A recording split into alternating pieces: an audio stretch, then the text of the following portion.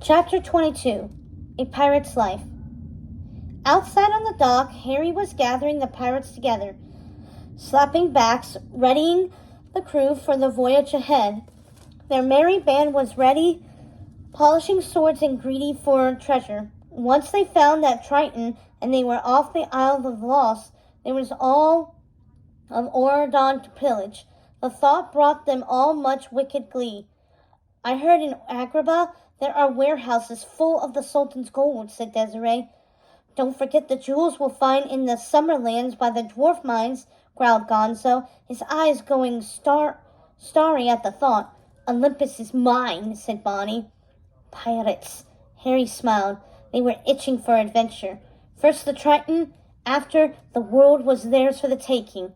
Inside from the window of her small apartment above the fish shop, Uma felt a grim satisfaction as she looked at her reflection in the mirror. The time had come. It was so close. She could feel it. This was the start of her revenge, the start of her ascendancy. No more tiny room, no more apartment drenched in fish stink. She didn't need a fancy limousine to fetch her off the island. She would do it herself, cut her own deal, making her own way. "I'm leaving, Ma," she yelled, and a slender blue tentacle crept around from behind the door and splashed her with a few drops of water. It was the only goodbye she expected, the only one she needed. She was off to find herself. Her past would soon be nothing more than a memory. She clambered down the stairs, saying goodbye to it all, to that step that wobbled and that patch of mold that could never be washed from the ceiling corner. She strode through the door and out onto the dock.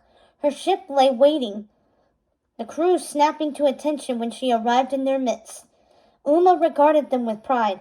Just that morning she'd had nothing but slow-burning frustration and a jealous rage. But tonight she had so much more. She was captain of a ship with a first mate and muscle to boot, as well as a crew of the toughest pirates on the island. Her name was Uma, and before long everyone in Oradon would know who she was when she lifted that Triton and demanded her freedom. The first part of her plan had already worked perfectly.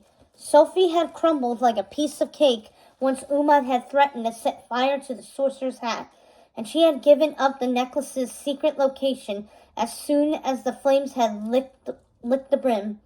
"Ready?" Uma asked Harry.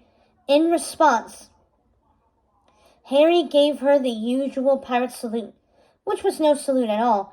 He cocked an eyebrow and grinned. "Ready." He raised his hook, which had been polished to a high shine.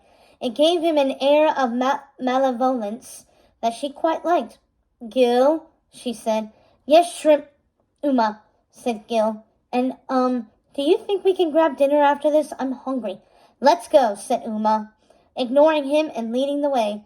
The motley crew headed down the wharf toward the Lost Revenge.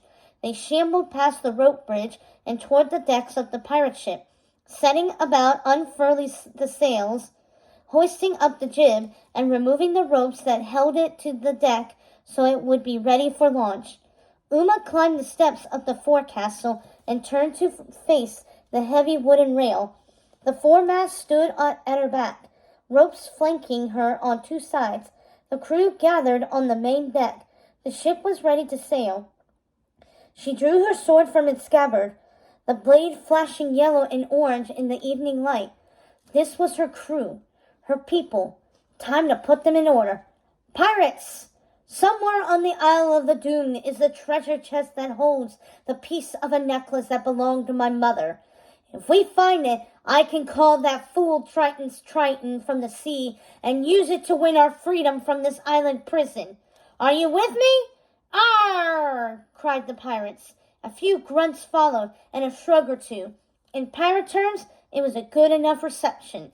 Uma slashed the air with her sword. "We ride with the tide!" she cried. "We ride with the tide!" roared Harry, raising his sword just as high.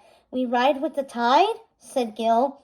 He shrugged his shoulders, removed his cutlass, and waved it in the air like the rest of them. The rest of the pirates joined in, raising their blades and cheering in unison.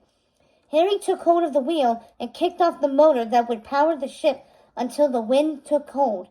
The lost Revenge solemnly pulled out of the dock and into the dark waters beyond.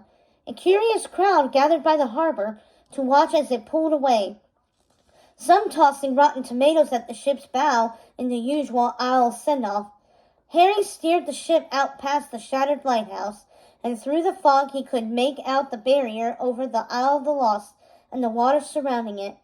But they had room to move, and when they reached the Strait of Ursula, the wind blew and the sails plumped at last. But the ocean waves were choppy and high, slamming the ship's hull. They ran right into one, sending a spray of water onto deck. But Harry laughed as he peered through the mist, and the crew seemed to take it all in stride. At last they were off. Uma smiled, for once utterly gratified with how her life had turned out.